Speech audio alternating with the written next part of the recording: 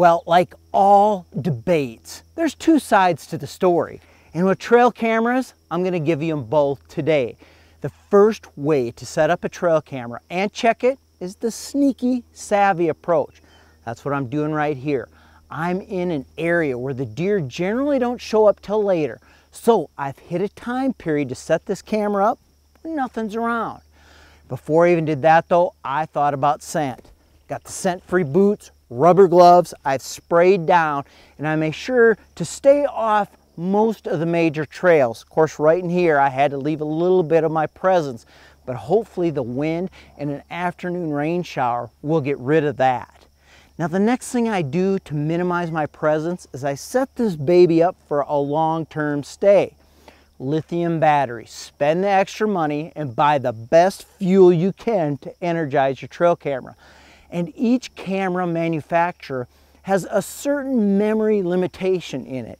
So they only allow certain size cards or a certain amount of memory to be loaded onto that camera.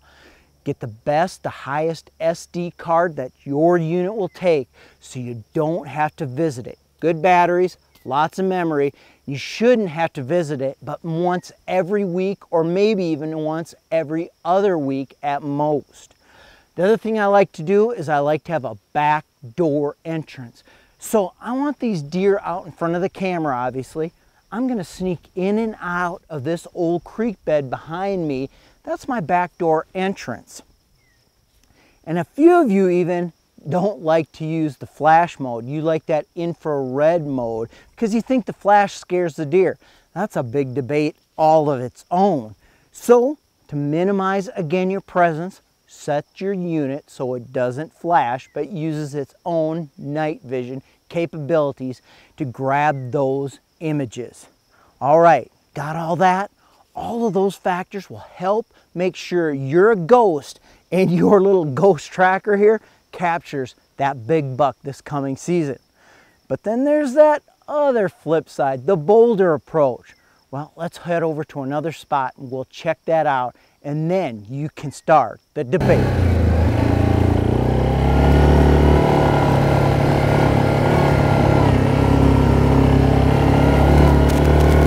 Well, this camera setup, it's a little bit bolder than the sneakier, savvier one we did a few minutes ago.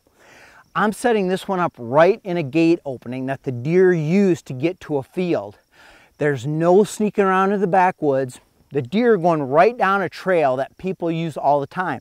So I don't have to be quite as scent free. I definitely don't have to be noiseless. And as you can see, I've used my ATV to drive right up to the camera. This allows me to come in and set up the camera quick and easy, and especially check it. I don't have to load this thing up with tons of batteries, tons of memory. I can come in here every few days if I want. And that's especially true if there's a lot of farming or ranching activity going on. If you have a farmer out in the field every few days, that's a good time to time your entrance in to check your trail cameras. Now, I like this bold approach, but in some of the areas it does take a sneaky approach. So what's your favorite? At the end of this video is the comment section.